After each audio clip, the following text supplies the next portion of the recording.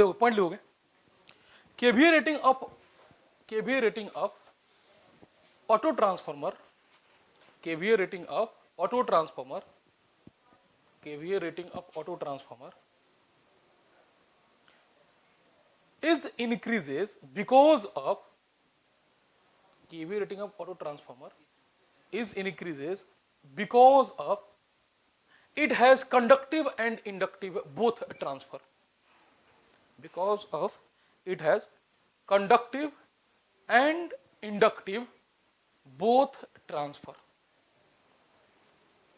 it has conductive and inductive both transfer, ठीक है।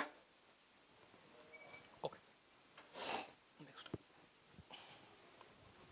अब एक बात समझो यहां से, सुनो, जब एक टू वाइंडिंग ट्रांसफार्मर को रिकनेक्ट किया गया ऑटो ट्रांसफार्मर में, ठीक है बेटा, किसी टू वाइंडिंग ट्रांसफार्मर को रिकनेक्ट किया गया ऑटो ट्रांसफार्मर में, तो इसका कोर लॉस और कॉपर लॉस तो सेम रहा, नहीं समझ में आया, उड़ गया ऊपर से, चलो ठीक, फिर समझो फिर क्या बोले, अच्छा उसको भूल जा। एक टू वाइंडिंग ट्रांसफार्मर को रिकनेक्ट किया गया ऑटो ट्रांसफार्मर में, तो क्या उसका इंपीडेंस सेम है? अरे वही ट्रांसफार्मर को कनेक्ट किया गया है तो वाइंडिंग वही है तो इंपीडेंस तो सेम होगा ना, हाँ या नहीं? इंपीडेंस सेम है, डेफिनेटली सेम है, क्लियर है। तो अगर इंपीडेंस सेम है तो कॉपर लॉस सेम है, यही चीज बोले थे। क्या वही कोर यूज किया गया, वही कोर यूज किया गया, तो क्या कोर लॉस भी सेम है?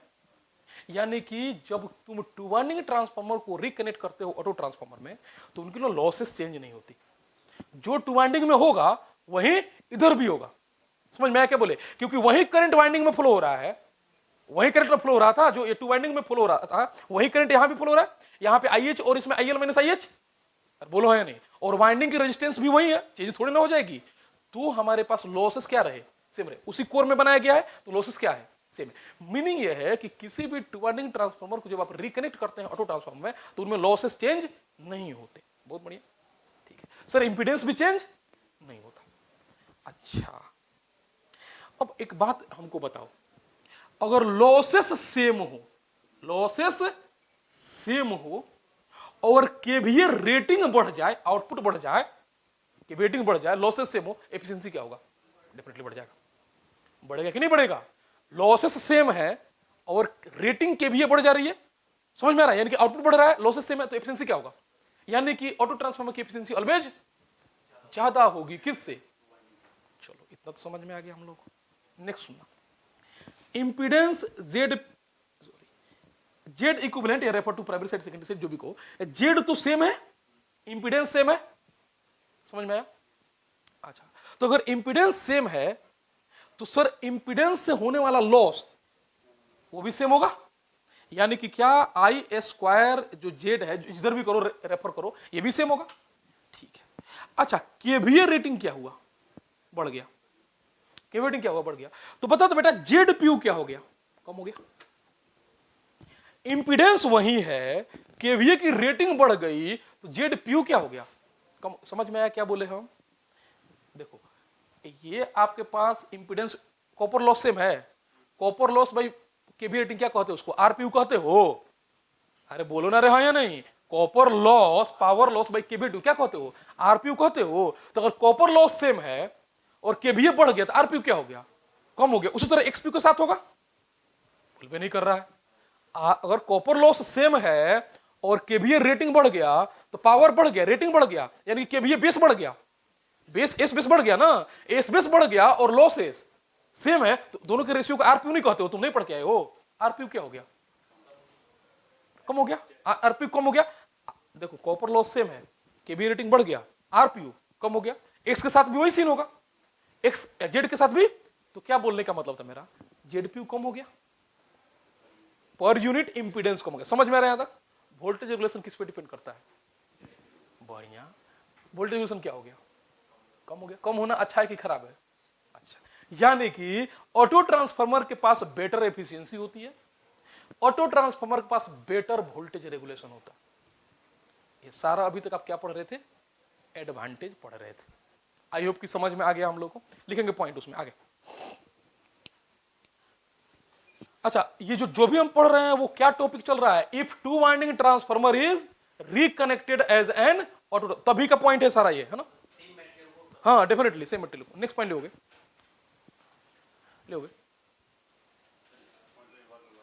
कौन सा बोलो, चलो इधर भूल जाओ। कॉपर लॉस सेम है और एस बेस बढ़ गया, जेड एस बेस बढ़ गया, तो अगर बढ़ा ऊपर वाला सेम है तो पूरा वैल्यू क्या हो गया? घटने गया, आरपीयू कम हो गया। उसी तरह एक्स के साथ होगा, उसी तरह जेड के साथ होगा। हाँ वही चीज बोलने का मतलब है, तो जेड जेड वही चीज हुआ ना। तो अगर आर देखो, जिस रेशियो में आर जाता है उसी रेशियो में एक्स जाता है, उसी रेशियो में जेड जाता है, वही चीज है। तो अगर आर कम हुआ, आरपीयू कम हुआ, तो जेडपीयू भी क्या होगा? कम होगा। और जेडपीयू कम होगा तो क्या होगा? वोल्टेज इंप्रूव करेगा, अच्छा होगा। यानी कि वोल्टेज कम होगा डेफिनेटली, बट वो अच्छा होता है, कम होना ही अच्छा है। क्लियर? चलो पॉइंट लिखोगे। अच्छा पूरा टॉपिक चल रहा है if two winding transformer is reconnected as an auto transformer, तभी लिखोगे copper loss, sorry copper loss नहीं, total loss of transformer will be same, total loss of transformer will be same, total loss of transformer will be same, total loss of transformer will be same, but kVA rating increases, but kVA rating increases, hence but kVA rating increases, hence बोलो क्या हुआ? efficiency increases, efficiency increases, efficiency increases। Clear? Next point, ZPU यानी कि per unit impedance किधर refer to primary को हो चाहे refer to, दोनों सेम होता है, सही ना? ZPU per unit impedance, ZPU get reduced, ZPU get reduced, ZPU get reduced, hence voltage regulation improve, voltage regulation improve, voltage regulation improve। ठीक है यहां तक? तो हमको ना दोनों अभी एडवांटेज मिले। चलो नेक्स्ट आते हैं ड्रॉबैक में। क्लियर हो गया यहां तक? सुनना, अब ये हमारा टॉपिक खत्म हुआ, एडवांटेज पूरा खत्म हुआ। अब पढ़ना है ड्रॉबैक। एज पढ़ना है कि आपको जब किस पोलैरिटी में कनेक्ट करते हो, सब्ट्रैक्टिव तक क्या होगा। तो पहले ड्रॉबैक पढ़ेंगे, हेडिंग दोगे ड्रॉबैक, और डिसएडवांटेज लिख सकते हो। Drawback, drawback of auto transformer, drawback of auto. चलो पहला ड्रॉबैक देते हैं। क्या यहां इलेक्ट्रिकल आइसोलेशन संभव है? नहीं संभव है। क्यों भाई? ये कनेक्टेड होते हैं। जो तुम कल टू वाइंडिंग ट्रांसफार्मर पढ़ के आए उसमें क्या था? उसका ना यूज किया जाता है इलेक्ट्रिकल आइसोलेशन के लिए, किया जाता है। क्यों कैसे किया जाता है? क्योंकि उसकी दोनों वाइंडिंग अलग अलग होते हैं, यहां दोनों वाइंडिंग तो सेम होते हैं, कनेक्ट होते हैं ना यहाँ पे। बोलो ना रे हाँ या नहीं? यानी कि यह इलेक्ट्रिकल आइसोलेशन पॉसिबल नहीं है। पहला पॉइंट लिखेंगे ड्रॉबैक में, electrical isolation is not possible, electrical isolation is not possible, electrical isolation is not possible, electrical isolation is not possible. पहला पॉइंट। दूसरा पॉइंट, चलो सुनो, बड़ी मजेदार है। मान लो तुम एक ऑटो ट्रांसफार्मर यूज कर रहे हो और ये स्टेप डाउन वाला ऑटो ट्रांसफार्मर है ना? बोलो है नहीं? प्राइमरी ज्यादा वोल्टेज है, सेकेंडरी मान लो ये स्टेप डाउन मोड में यूज कर रहे हो। हालांकि यही स्टेप अप के लिए भी यूज किया जाएगा, यही स्टेप डाउन के लिए भी, लेकिन बोलने के लिए का मतलब है कि मान लो कि हम स्टेप डाउन मोड में यूज कर रहे हैं, तब समझ में आया क्या बोले? अगर मान लो स्टेप डाउन मोड में यूज कर रहे हैं इस ऑटो ट्रांसफार्मर को, तो डेफिनेटली यहां का वोल्टेज ना यहां के वोल्टेज से कम है। सही बात है? यहां का वोल्टेज VL इससे कम है। हमने ना यहां पे लोड लगाना है, लोड लगा हुआ है। अच्छा जो लोड लगेगा वो किस रेटिंग को देख कर लगेगा? इसको देख कर लगेगा। बोलो है नहीं? सही है यहां तक?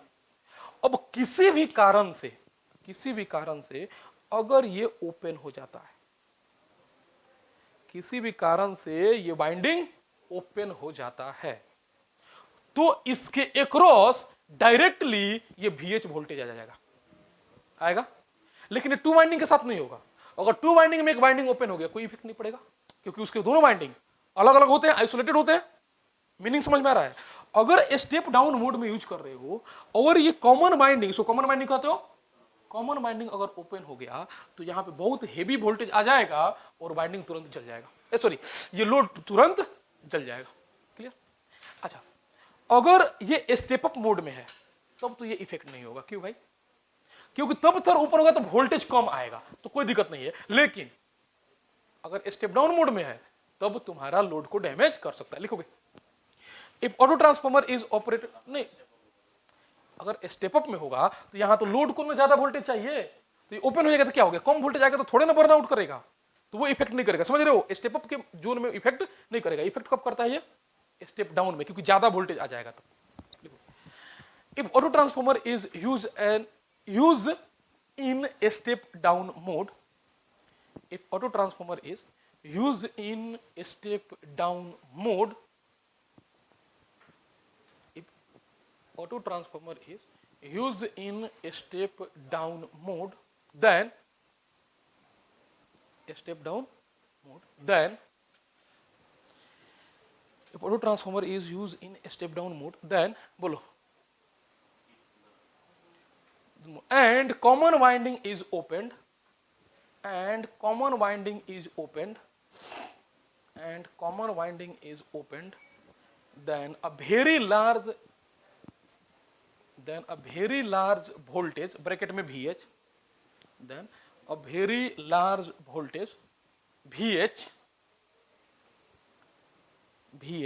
is applied across load, low voltage load is applied across low voltage load,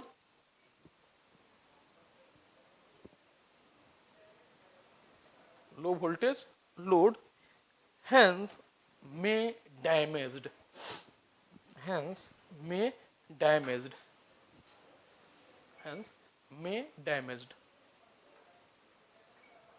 हो गया? लास्ट पॉइंट सुनो, बताना यहां से जेड पीयू किसका ज्यादा है? जेड पीयू किसका, ऑटो ट्रांसफॉर्मर का कम है, किसे कंपेयर में? पढ़ के आए अभी। अब जेड पीयू अगर कम है तो बेटा शॉर्ट सर्किट करंट क्या होगा? पढ़ के आए हो ये चीज? यानी कि ये इसमें ज्यादा फॉल्ट इफेक्टिव होगा।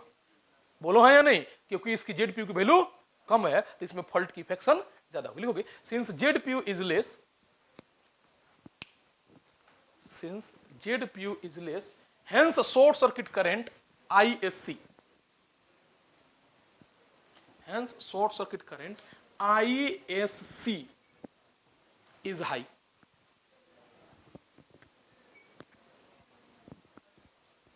अच्छा ठीक है, ये तो रहा ड्रॉबैक। नेक्स्ट जो पॉइंट है, अगर हम इसको सब्ट्रैक्टिव में कनेक्ट करते हैं तब क्या होगा? ठीक है, if two winding transformer is connected in auto transformer, connected as an auto transformer, auto transformer, और ये किसमें हो? Subtractive connection, subtractive connection, subtractive connection. देखो मान लो कि तुम्हारे पास ये टू वाइंडिंग ट्रांसफॉर्मर था,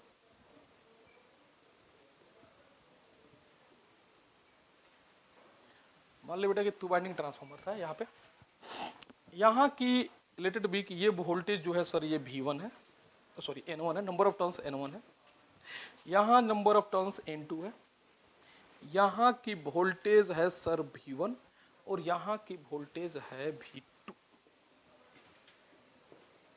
यहाँ जो करंट फ्लो हो रहा है ये I2 फ्लो हो रहा है और यहाँ जो करंट आ रहा है दैट इज द I1। यहाँ डॉट है और यहाँ डॉट है। ठीक है बेटा, ये टू वाइंडिंग ट्रांसफार्मर हमने बना दिया, ऑलरेडी जानते हो तुम लोग। हमको क्या करना है, इसको कनेक्ट करना है एज एन ऑटो ट्रांसफार्मर। तो हमको कैसा कनेक्शन करना है? अभी सब्ट्रैक्टिव कनेक्शन करना है। कैसे कनेक्ट होगा बता दो? या तो ऑन डॉट को ऑन डॉट से कर दो या डॉट को डॉट से इसी तरह होगा। तो मान लिए कि हम जो कनेक्शन किए वो कुछ इस टाइप का किए, ठीक है, मतलब कि अनडॉट को अनडॉट से कनेक्ट कर दिए। एक केस ले रहा है, दो केस होगा, या तो तुम इसको कनेक्ट करो या तुम इसको कनेक्ट करो, इस तरह होगा। चलो इसको कनेक्ट किए, जब हम कनेक्ट किए इस तरह से देखोगे तो अब तुम ना वोल्टेज आइदर तुम यहां से ले सकते हो, बोल में नहीं करता है, या यहां से तुम पढ़ गए ऑलरेडी, तो हमने यहां पे कनेक्ट कर दिए। ये भी कनेक्ट करोगे तो वहीं इफेक्ट करेगा, यहां करोगे तभी, क्योंकि बेटा ये इंस्टेंटेनियस पोलैरिटी होती है ना। ये कोई जरूरी थोड़ी कि यहां ऑलवेज प्लस रहेगा, नहीं, अभी कुछ साइकिल में इधर प्लस रहेगा। तो हमने एक कनेक्शन किया, तो दो टाइप का कनेक्शन होगा, या तो तुम आउटपुट यहां से ले सकते हो या आउटपुट तुम यहां से ले सकते हो, कहीं से भी ले सकते हो। तो पहले हम पहला केस ले रहे हैं, मान लो कि हम यहीं से आउटपुट लेना चाह रहे हैं, मान लो कि हम यहीं से आउटपुट लेना चाह रहे हैं। देखना ये ऑटो ट्रांसफॉर्मर कैसे हुआ,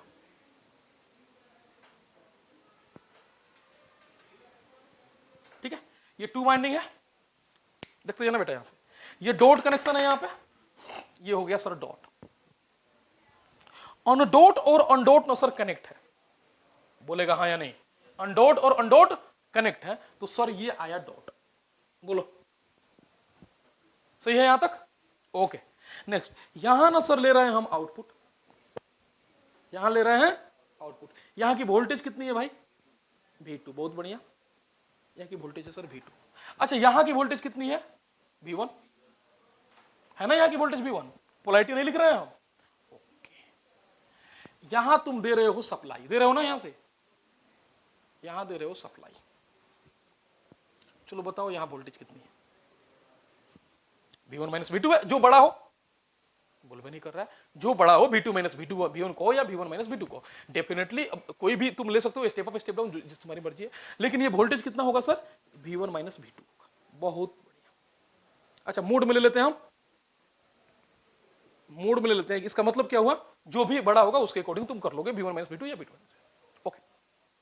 नेक्स्ट समझो, यहां इस वाइंडिंग में, ये जो वाइंडिंग है N1 वाला वाइंडिंग है, ये मैक्सिमम कितना करंट कैपेबल है लेने के लिए,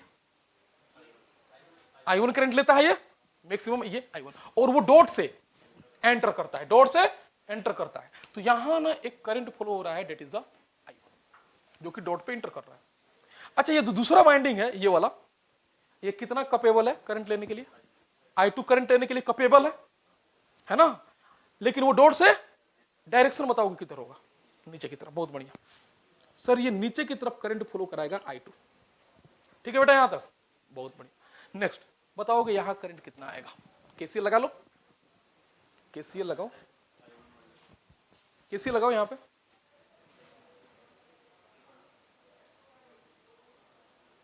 डायरेक्शन से हमको मतलब नहीं है, डायरेक्शन से मतलब नहीं है, मैग्नीट्यूड से मतलब है, केबी रेटिंग डायरेक्शन पे डिपेंड नहीं करता ना, मैग्नीट्यूड से मतलब है, बोलो किधर होगा, ये इंटरेस्टिंग है, इधर कभी चेंज नहीं होना चाहिए, इसकी तुमको डायरेक्शन से मतलब नहीं, बोलो कितना होगा यहां पे, या तो I1 माइनस अगर I2 कहोगे, अगर तुम I1 माइनस I2 कहोगे तो तुम्हारा यहां केसीएल लगाओगे, करंट इंटर कर रहा है, करंट लीव कर रहा है, I1 इंटर किया, I2 लीव किया, तो डेफिनेटली इधर लीव करेगा, तब बाहर की तरफ लगाओगे, I1 माइनस I2 करोगे तो बाहर की तरफ, I2 माइनस I1 करोगे तब, दोनों में कोई अंतर थोड़े है भाई, एक तो माइनस होता है ना दोनों का, तो ये बाहर की तरफ जाएगा, जाएगा नहीं था, और कितना करंट जाएगा, I1 माइनस I2 जाएगा, बहुत बढ़िया, I1 माइनस I2 जाएगा। या फिर समझने के लिए हम क्या कर रहे हैं, अंदर की तरफ कर देते हैं, क्यों करेंगे तुमको पता चल जाएगा, आई होप कि पता चला क्यों करना है हमको, हम अंदर की तरफ कर देते हैं और कितना कर दे, I2 माइनस I1, अंदर की तरफ कर दिए I2 माइनस I1, सॉरी समझने के लिए I1 माइनस I2 को बाहर कर सकते हो, I2 माइनस I1 को अंदर कर सकते हो, कोई इशू है यहां पे नहीं। अब ना केवीए में आते हैं, मेन पर्पस क्या था कनेक्ट करने का, केवीए बढ़ता था, बोल भी नहीं कर रहा है, केवीए बढ़ता था, बताओ इसका केवीए कितना है, V1 I1 है और V2 I2 है ना, बताओ इसका केवीए कितना है, अगर तुम I1 के साथ जाओगे तो वोल्टेज कम होगा, अरे बोलो हाँ या नहीं, और अगर वोल्टेज के साथ जाओगे तो करंट कम होगा, यानी कि केवीए तो घट गया। क्या बताओ कभी ये कनेक्ट करने से हमको फायदा मिलेगा, कभी नहीं मिलेगा। अब एक और कनेक्शन है उसको भी देखेंगे, तो भाई ना सब्ट्रैक्शन कनेक्शन में केवीए रेटिंग रिड्यूस कर जाता है, इसलिए कभी भी ये कनेक्शन नहीं करा जाता, प्रैक्टिकली कनेक्शन ये नहीं किया जाता। समझ में आया, कुछ क्लियर हुआ यहां तक। यहां की जो केवीए रेटिंग होगी वो either V1 minus V2 into I1 के बराबर होगी और V2 into I2 minus I1 के बराबर होगी। तो ये जो केवीए रेटिंग होगा ये ऑलवेज लेस होगा किससे? टू वाइंडिंग से, इसलिए कभी कनेक्ट नहीं किया था। समझ में आ रहा तक? यहां तो कॉपी करो ताकि हम दूसरा वाइंडिंग भी बना दें।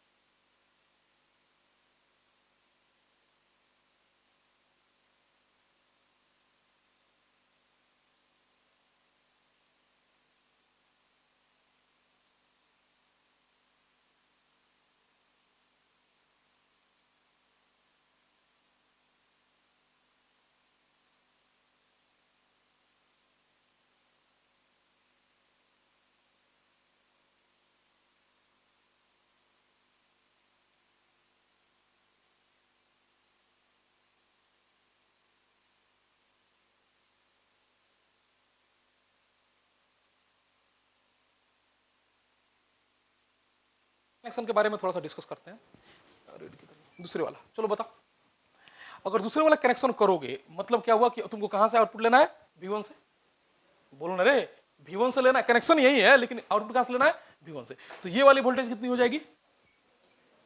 ये हो गई सर V1। अच्छा, तो अगर इस वाले वाइंडिंग में करंट कितना होगा जो कि डॉट से इंटर करेगा? बोल में नहीं कर रहा है। ये V1 वाइंडिंग हो गया, डॉट से इंटर करेगा कितना करंट? I1। तो यहां जो करंट होगा उसकी डायरेक्शन होगी ऊपर की तरफ, ऊपर की तरफ है ना, और वैल्यू होगा I1 के बराबर। ठीक चल रहा है यहां तक? ओके। यहां पे वोल्टेज तो सर V1 माइनस V2 ही आएगा, लेकिन अब ये V1 ना होकर ये क्या हो जाएगा आपका? V2 हो जाएगा। होगा ना इस तरह से, देखते जाना आराम से। तो जो भी बड़ा होगा उसके अकॉर्डिंग यहां V1 माइनस V2 आ जाएगा। करंट की डायरेक्शन किधर होगी? डॉट से लीक करेगी, ये बाहर की तरफ होगी। ये फिक्स है, ये दोनों आपको फिक्स है ना I2, ये दोनों आपका फिक्स है। ये डॉट से एग्जिट करेगा और ये डॉट पे इंटर करेगा। बहुत बढ़िया। इस वाले करंट के बारे में थोड़ा डिस्कस कर सकते हैं, बोलोगे?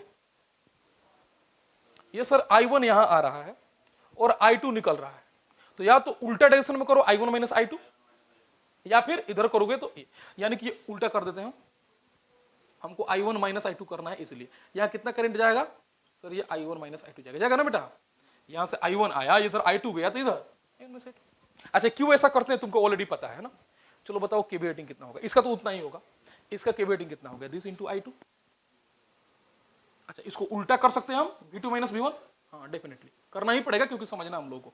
ये कितना हो गया V2 माइनस V1, तो भाई ये वैल्यू कितना हो गया V2 minus V1 into I to, यानी कि I2 के साथ पहले V2 था तो वोल्टेज कम हो गया, और यहां V1 जो है V1 के साथ सर I1 माइनस I2 हो गया, यानी कि अगेन केवी रेटिंग क्या हो गया, यानी कि कोई भी कनेक्शन करोगे तुम्हारा केवी रेटिंग क्या होगा, कम ही होगा। इसलिए कभी भी सब्ट्रैक्टिव कनेक्शन नहीं करा जाता। जल्दी से कॉपी करोगे इसको, और करके लिखना, ये नहीं बनाना, ये नहीं बनाना, ये और करके इसको लिखना, और यहां पे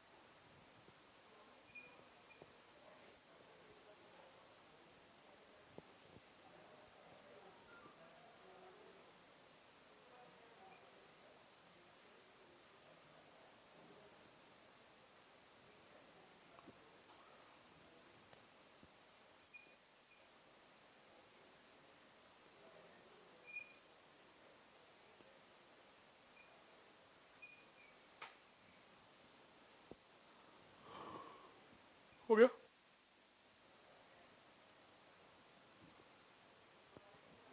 हो गया, लेंगे in subtractive connection, in subtractive connection, KVA rating is always less than two winding transformer. KVA rating of auto transformer is always less than two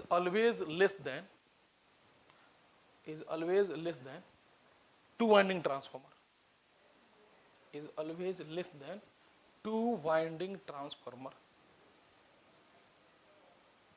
Is always less than two winding transformer. ठीक है, तो ये पूरा था आपके पास, इसलिए subtractive connection कभी करते नहीं। अच्छा एक और बात ध्यान रखना, जो आप वो निकाले हो ना rating as kVA of auto transformer equal to a auto by a auto minus one वाला, वो किसके लिए है, वो सब्ट्रैक्टिव के लिए है। याद रखना इस चीज को, नहीं समझ में आया। KVA of auto equal to a auto minus one by kVA of two winding, से निकाले हो फॉर्मूला एक, अभी तो निकाल के आ रहे हैं हम लोग, है ना। ये किसका फॉर्मूला है, ये एडिटिव कनेक्शन का है, बोल भी नहीं कर रहा है। अरे ऑटो ट्रांसफार्मर का केवीए रेटिंग ज्यादा होता है टू वाइंडिंग से, किसका कनेक्शन का है, एडिटिव का है। वो केवीए ऑफ ऑटो ट्रांसफार्मर ज्यादा होता है टू वाइंडिंग से, किसका है, ये एडिटिव का है। याद रखना ये वाला फॉर्मूला तुम नहीं लगाना जब सब्ट्रैक्टिव हो। तो सब्ट्रैक्टिव में सर कैसे निकालेंगे, जैसे हम बना रहे थे, हम बनाए है ना, इस तरह करंट वोल्टेज निकालना है और फिर मल्टीप्लाई करना है। यहाँ लिखे हैं पूरा है, हम यहाँ पे बोल ही नहीं रहा है, समझ में गया। तो ये वाली जो फॉर्मूला है ये किसकी फॉर्मूला है, ये केवीए कंपैरिजन किसकी फॉर्मूला है, ये जब एडिटिव होगा तभी केवीए कंपैरिजन होता है, बोल ही नहीं रहा। Okay, next and last topic of auto transformer, that is application of auto transformer.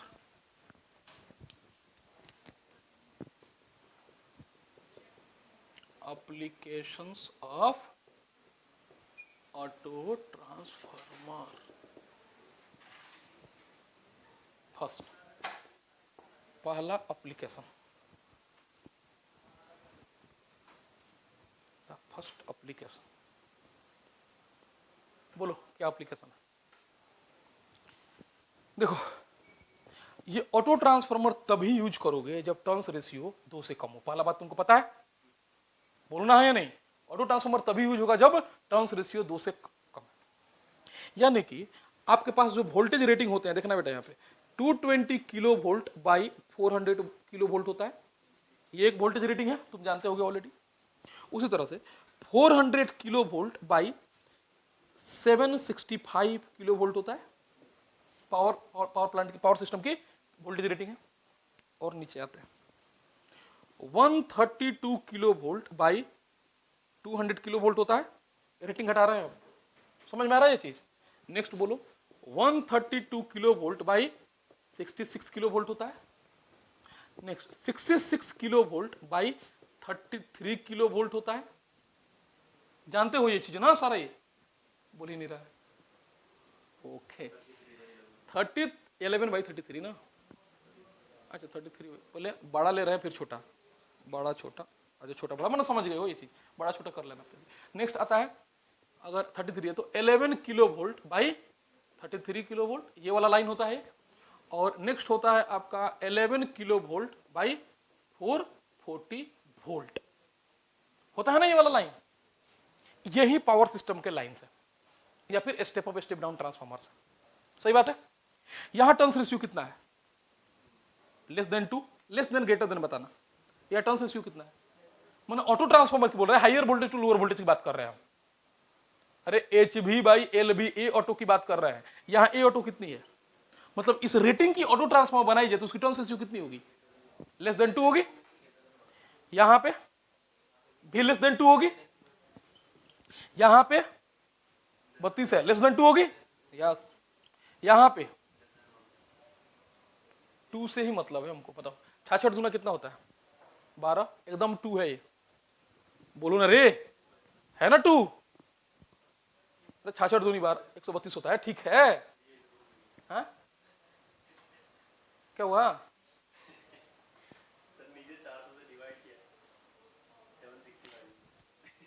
अरे बकलोल, ये ऑटो ट्रांसफार्मर की टर्न्स रेशियो लिख रहे हैं, वो always higher voltage to lower voltage होता है। कहां पढ़ रहे, ऑटो ट्रांसफार्मर घुस जा रहा है 2 वाइंडिंग में, हम 2 क्या लिखते हैं, किसका है 2 फिर तो हायर वोल्टेज टू, ओहो हो गया, सही है। यहां तक ये हो गया, ये बोलेंगे 2 के बराबर होगा, ये 3 के बराबर होगा, और इधर आपका ग्रेटर देन 2 होगा, हमको उससे मतलब नहीं है कितना के बराबर होगा। बोलो इन तीनों रेटिंग में कौन से रेटिंग तुम यूज करोगे ऑटो ट्रांसफार्मर, ठीक है। यूज अगर एक तो करोगे नहीं, क्यों नहीं करोगे बताओ, क्योंकि फॉल्ट वहां ज्यादा होता है, शॉर्ट सर्किट करंट वहां ज्यादा होता है, इसलिए पावर ट्रांसफार्मर बनाया नहीं जाता इसका। अदरवाइज तो सारा पावर ट्रांसफार्मर किसका बना होता, ऑटो का बना होता। तो एक तो बनाया नहीं जाता, पहला बात। अगर बनाया जाएगा भी तो किस रेटिंग के लिए बनाया जाएगा, इस रेटिंग के लिए बनाया जाएगा। समझ में आ रहा, पहला लिखोगे, पहला पॉइंट ये मत लिखो, लिखो पॉइंट लिखो। होता है, बताएंगे ना कहां कहां, बता रहे हैं, सारा चीज चल रहा है। हम क्या बोले, अगर बनाया जाएगा तो किस रेटिंग का बनाया जाएगा, इसी रेटिंग का बनाया जाएगा, इस वाले रेटिंग का नहीं बनता, ये कभी नहीं है? अच्छा लिखना है, लिखो पहले पॉइंट लिखो। In power system of voltage rating, in power system of voltage rating, ये तीनों लिखना। In power system of voltage rating, in power system of voltage rating, ये तीनों लिखोगे, है ना, नीचे वाला तीनों।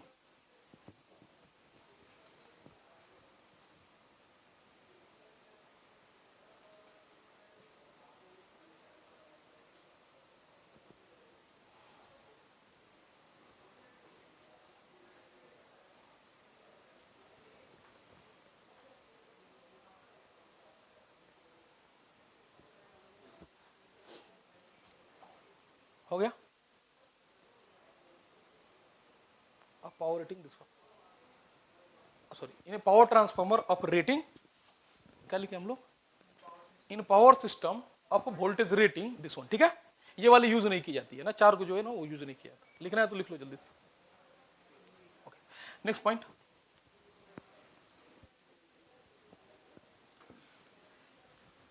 क्या हुआ, चलो देखो जल्दी देखो, खत्म कर लो, ठीक है। नेक्स्ट, ये तो हमको समझ में आ गया। एक बेटा इंडक्शन मशीन में आता है ऑटो ट्रांसफार्मर स्टार्टर, याद करो, पढ़े हो नहीं पढ़े हो कोई दिक्कत नहीं, पढ़ेंगे हम लोग, है ना। यानी कि 3 फेज इंडक्शन मशीन को स्टार्ट करने के लिए ऑटो ट्रांसफार्मर का यूज किया था, हम पढ़ाएंगे वहां पे, ठीक है। लिखेंगे to start 3 phase induction machine, इस तरह से to start 3-phase induction machine, induction motor, to start 3-phase induction motor, to start 3-phase induction motor. ये पढ़ाएंगे हम लोग कहां पे? इंडक्शन मशीन में पढ़ाएंगे। नेक्स्ट, अच्छा बताओ तो लेबोरेटरी में तुम वेरिएक के जैसे यूज करते हो इसको, वेरिएबल एसी करते हो नहीं करते हो? अच्छा करते हो। अच्छा एक और आपके पास एप्लीकेशन, पहले उसको लास्ट में आएंगे लेंगे। नेक्स्ट, जो ऑटो ट्रांसफॉर्मर होता है वो स्टेबलाइजर में होता है। स्टेबलाइजर जानते हो? स्टेबलाइजर जो घर में आता है, ऑटोमेटिक कहो या आपके पास मैनुअल कहो, सब में होता है। क्या होता है सुनना यहाँ से, डेफिनेटली टैपिंग ही होता है उसमें भी। होता क्या है, टैपिंग ही होता है, सब टैपिंग ही है पूरा। यानी कि जो टैपिंग पढ़ाने वाले भी, तो कैसे होता है वो पढ़ाएंगे, अलग बात है। जो ऑटो ट्रांसफार्मर है वो उसमें लगाया होता है इस तरह से। अच्छा ये क्या करता है कि हमारे पास मान लो 150 वोल्ट आया इनपुट, तो इसको ना स्टेप अप करके दे देता है कितना, 230 वोल्ट देता है ना इस तरह से। अच्छा यहाँ रेशियो कितना है, 2 से कम है, 2 से। अच्छा तुम ये कभी सोचे हो कि अगर वोल्टेज ये बहुत कम हो जाए, मान लो 100 वोल्ट हो जाए, तब ना ये नहीं दे पाता है इतना? नहीं समझ में आया क्या बोले? स्टेबलाइजर की लिमिट होती है कि अगर बहुत कम वोल्टेज हो जाएगा ना, वो देगा ही नहीं, 230 नहीं देगा। यानी कि अगर 180 वोल्ट आया तो दे देगा, 150 आया दे देगा, एक लिमिट होता है उसका। जानते हो ये चीज, हाँ या नहीं? अभी चल रहे हैं ना, आगे क्या पड़ता है ये पता है हम लोग को कि एक लिमिट से कम अगर वोल्टेज हो जाएगा तो हमको रेटेड वोल्टेज वो नहीं देता, आप कितना भी उसकी मैनुअल लपेटते रहो। समझ में आ रहा है यहाँ तक? ये क्यों होता है अब समझ में आया, क्योंकि वो जो डिजाइन किया जाता है वो लेस देन 2 पे डिजाइन किया जाता है। अब अगर ये वोल्टेज ही 2 से कम हो गया तो ये स्टेप अप मैक्सिमम 200 तक कर पाएगा, उससे ज्यादा नहीं कर पाएगा। मैक्सिमम बोल रहे हैं, उससे कम ही होता है। समझ रहे हो क्या बोले? इसलिए हम लोग क्या देखते हैं कि लिमिट से ऊपर नहीं जाता, तो स्टेबलाइजर में लगाया जाता है। ठीक है, लेबोरेटरी में तुम लगाते हो वेरिएबल एसी के लिए, इनको सबको हम लोग कहते हैं टैपिंग किया जाता है। कैसे किया जाता है आगे पढ़ रहे हैं हम लोग, तो पहले लिख लोगे एप्लीकेशन, पहला थर्ड एप्लीकेशन लिखोगे, in manual and automatic stabiliser. खत्म हो गया, हाँ स्टार्ट। अब लो इंडक्शन मोटर को, अब इसको पढ़ाएंगे, यहां तो पढ़ाएंगे नहीं, हम पढ़ाएंगे स्टार्टर अब इंडक्शन मशीन में। इसको बोलते रहे, इधर लिखोगे in manual and automatic stabiliser,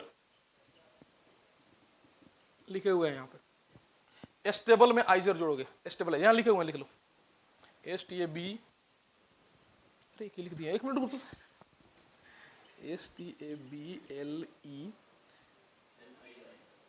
STABLE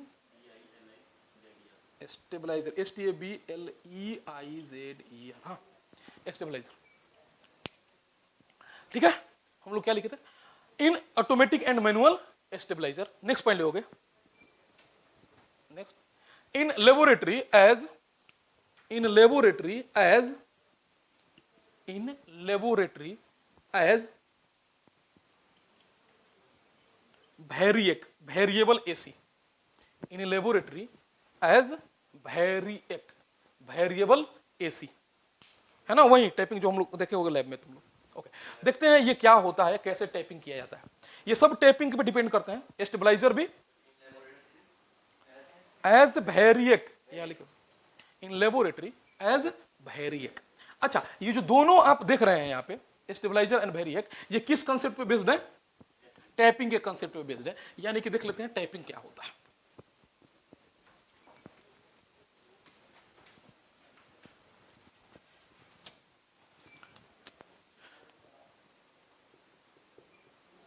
typing,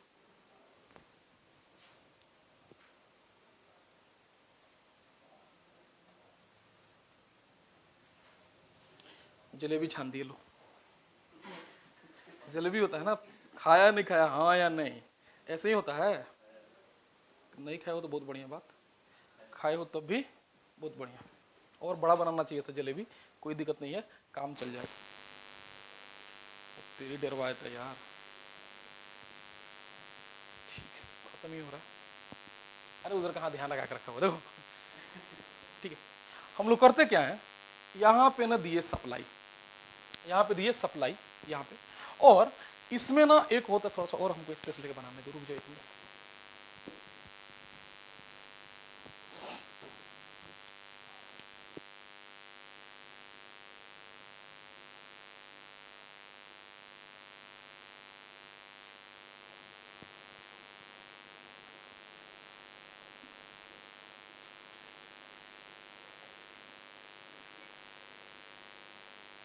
क्या हंस रहा है रे? हैं?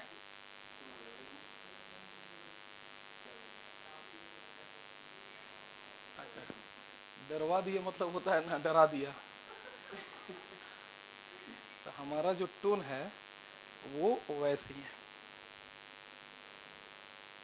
चलो ठीक है। अब हम लोग करते क्या है, यहाँ हमने दे दिया सप्लाई, यहाँ पे हम लोग दे दिए हैं सप्लाई, ठीक है। और इसमें ना एक स्लाइडिंग ब्रश का, कॉपर का, सॉरी कार्बन का एक स्लाइडिंग कंटेक्ट होता है। ये हो गया आपका एक स्लाइडिंग कंटेक्ट।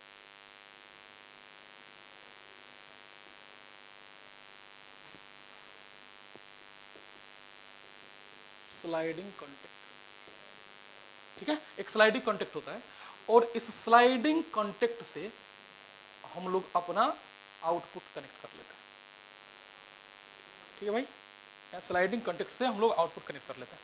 तो आइदर आप इनके बीच में आउटपुट ले सकते हैं और आप इनके बीच में आउटपुट ले सकते हैं, आपकी मर्जी। अच्छा, अगर इनके बीच में लोगे तो ये इधर की तरफ मूव करेगा, बोल ही नहीं रहा है। और जब इसके बीच में लोगे तो ये इधर की तरफ मूव करेगा, ये आपकी मर्जी है, ठीक है। अच्छा, यानी कि लेट इट बी, अगर हमको यहां से आउटपुट लेना है, अगर हमको यहां से आउटपुट लेना है तो इधर किधर मूव करेगा, ये इस डायरेक्शन में इसकी मूवमेंट होगी, ठीक है। यहां तक पहली बात ये, पहली बात ये कि देखो यहां पे ऑलवेज जो टाइपिंग किया जाता है, ऑलवेज जो टाइपिंग किया जाता है वो ना फेज, देखो ना यहां समझ आएगा बहुत। मान लो कि सर ये जो फेज इंड है, इसको फेज इंड कहते हैं, अगर हम फेज इंड पे टाइपिंग कर रहे हैं तो हमको मात्र 3 बसिंग की यूज पड़ेगी। नहीं समझे क्या बोले? उड़ गया। मान लो सर हम टाइपिंग कर रहे हैं तो ये तो बाहर निकालोगे तुम सप्लाई देने के लिए, और एक और ये निकाले, यहां से तुम सप्लाई ले लिए, तो कितने बस की जरूरत पड़ी? 3 बस की जरूरत पड़ी। अरे बोलो ना है नहीं? हाँ, 3 टर्मिनल बशिंग, समझ रहे हो ना? बशिंग जो कल पढ़ के आए हो, ट्रांसफार्मर से बाहर कनेक्शन निकालने के लिए हम बसिंग की यूज करते हैं। तो ये ना अगर यहां से तुम लोगे तो 3 बसिंग की जरूरत पड़ेगी, यहां से भी लोगे तो 3 बसिंग की जरूरत पड़ेगी। मान लो कि अब हम एक और यहां कंटेक्ट बना देते, एक और कंटेक्ट बनाते, है ना, और तब हम यहां से पॉइंट लेते और 2 बीच में आउटपुट लेते, तभी तो हो सकता था ये इसको इधर मूव करते, इसको इधर मूव करते, और या फिर एक को इधर मूव करते, तभी तो वोल्टेज हमको कम ज्यादा मिलता। बोलो है नहीं? तो इसको बोलते हैं ना फेज टाइपिंग। फेज टाइपिंग का मतलब क्या होता है कि एक तो आप टाइपिंग किए हो और दूसरी किसी फेज से लिए हो, देख रहे हो? तो ऐसा क्यों किया जाता है? नंबर ऑफ बसिंग को कम करने के लिए। बोल ही नहीं रहा है, नंबर ऑफ बसिंग को। हालांकि अगर एक और हम यहाँ कॉन्टेक्ट स्लाइड बना देते और वहां से वायर लेके आते तो 4 बसिंग की नीड पड़ती, और तभी हम इसको मूव करते तो क्या मिलता हमको? डिफरेंट डिफरेंट वोल्टेज मिलता। लेकिन वो किया नहीं जाता। कब नहीं किया था? अगर नंबर ऑफ बसिंग कम करनी हो तो हम लोग कैसा लेते हैं? इसको फेज टाइपिंग कहा जाता है, यानी कि फेज टाइपिंग। हाँ बोल बेटा। हाँ डेफिनेटली 2 स्लाइड की जरूरत पड़ेगी और उसको बोलते हैं फेज टाइपिंग। लेकिन अब देखो यहां पे एक होता है मिडिल टाइपिंग, सेंट्रल टाइपिंग जिसको कहते हैं। अच्छा, ये किस साइड किया जाता है? जनरली हाई वोल्टेज साइड किया जाता है। टाइपिंग जो है लो वोल्टेज हाई वोल्टेज होता है ना हमारे पास, step up step down 2 type के होते हैं। तो एक्चुअल में किधर किया जाता है? हाई वोल्टेज साइड किया जाता है। क्यों ऐसा? क्योंकि उधर वोल्टेज ज्यादा होता है तो टाइपिंग की रेंज ज्यादा होती है, और जहां वोल्टेज ज्यादा होता है वहां करंट भी कम होता है। समझ में आया तक? इसलिए जो टैपिंग जनरली किया जाता है वो किस साइड किया जाता है? हाई वोल्टेज साइड किया जाता है। अच्छा, अब टैपिंग ना एक और तरीके से किया जाता है, सेंट्रल टैपिंग कहते हैं। सेंट्रल टैपिंग करने से क्या फायदा होगा? देखो तुम एक, नहीं देखो, एक छोटा सा जो ट्रांसफार्मर आता है ना, उसमें 2 वायर होते हैं आउटपुट के। एक को बोला जाता है प्लस 12 वोल्ट, दूसरा बोलता है माइनस 12 वोल्ट। याद आया कुछ? नहीं। और जो छोटा सा ट्रांसफार्मर आएगा ना सेल टाइप का, उसमें ना 2 वायर होते हैं जिसको सेंट्रल टैप ट्रांसफार्मर कहते हो तुम, और उसमें ना प्लस 12 वोल्ट भी देता है वो, माइनस 12 भी देता है ना, ग्राउंड से। तो अगर हम सेंट्रल में टाइपिंग करें, इसको सेंट्रल टाइपिंग कहते हैं, तो होगा क्या? अगर हम यहां से कनेक्ट करें, देखो मजा आएगा बहुत। अगर यहां से कनेक्ट करेंगे तो ये अगर पॉजिटिव टर्मिनल होगा तो ये इंस्टेंटेनियस नेगेटिव टर्मिनल होगा। बोल रहे हैं या नहीं? तो अगर हम यहां से कनेक्ट करेंगे तो ये पॉजिटिव का वोल्टेज देगा। सेंटर में हम कनेक्ट किए हैं, सेंटर में इसको रखे हैं, टाइपिंग सेंटर में। अगर हम इधर की तरफ मूव करेंगे तो पॉजिटिव वोल्टेज कम होगा, इधर की तरफ मूव करेंगे तो नेगेटिव वोल्टेज कम होगा। बोलो है या नहीं? ये तुम्हारा इंस्टेंटेनियस पोलैरिटी यहाँ प्लस या माइनस होगा ना। तो अगर सेंट्रल टाइपिंग करोगे तो क्या होगा? इधर की तरफ मूव करोगे तो पॉजिटिव में वोल्टेज कम होगा, इधर की तरफ मूव करोगे तो नेगेटिव में। या फिर अगर तुम इधर की तरफ रखोगे तो इधर बढ़ोगे तो पॉजिटिव बढ़ोगे, इधर बढ़ोगे तो नेगेटिव में। लेकिन रखते कहां है? सेंटर में रखते हैं और वोल्टेज को कम करते हैं। तो सेंट्रल टाइपिंग क्यों की जाती है? या मिडिल टाइपिंग क्यों की जाती है? ज्यादा वोल्टेज की रेंज लाने के लिए, पॉजिटिव भी नेगेटिव भी। तो हम करेंगे क्या, इसको सेंटर में डाल देंगे पहले, यहां से जब कनेक्शन लेंगे तो हमको पॉजिटिव में वोल्टेज कम मिलेगा, समझ में आ रहा है, और जब इधर रहेंगे तो नेगेटिव में। तो डिफरेंट डिफरेंट टाइप का ये टैपिंग किया जाता है। एक करते हैं फेज टैपिंग, जो यहाँ फेज टैपिंग दिख रहा है। फेज टैपिंग क्यों किया जाता है? ये फेज में ही किया जाता है। फेज क्यों किया जाता है ऐसा? नंबर ऑफ बसिंग को कम करने के लिए। दूसरा होता है कि अगर इसको सेंटर में डाल दें और जब हम यहां से कनेक्शन लेंगे तो कुछ और वोल्टेज मिलेगा, यहां से लेंगे तो कुछ और वोल्टेज की रेंज ज्यादा होगी, तो हम उसको बोलते हैं सेंट्रल टाइपिंग। क्लियर हो गया यहां तक? अच्छा, ये सारा ऑटो ट्रांसफार्मर में यही होता है, स्टेबलाइजर में भी यही होता है। तुम ये खटखट जो करते हो, ये यही चीज तुम चेंज करते हो, समझ में आ रहा है बेटा? और उसी तरह तुम ऑटो ट्रांसफार्मर में जो ये मूव करते हो, ये इस तरह होता है राउंड वाला, वो यही तुम मूव करते हो। क्लियर? जल्दी से कॉपी करो।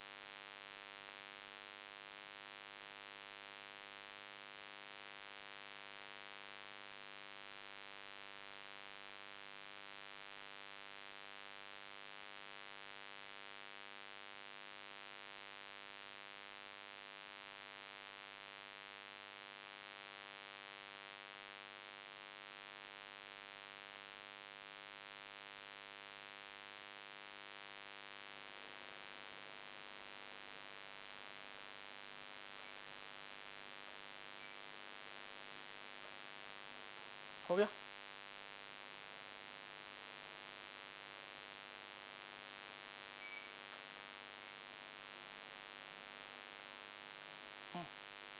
चलो लिखोगे पहला पॉइंट।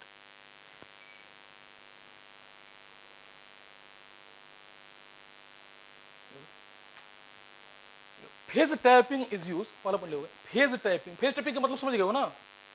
बोलना रे, फेज टैपिंग का मतलब क्या होता है? ये यहां से टैप करना, यहां से टैप करना है ना, बीच वाला से नहीं। Phase tapping is use, phase tapping is use to reduce number of bushing requirement, number of bushing required, to reduce number of bushing required.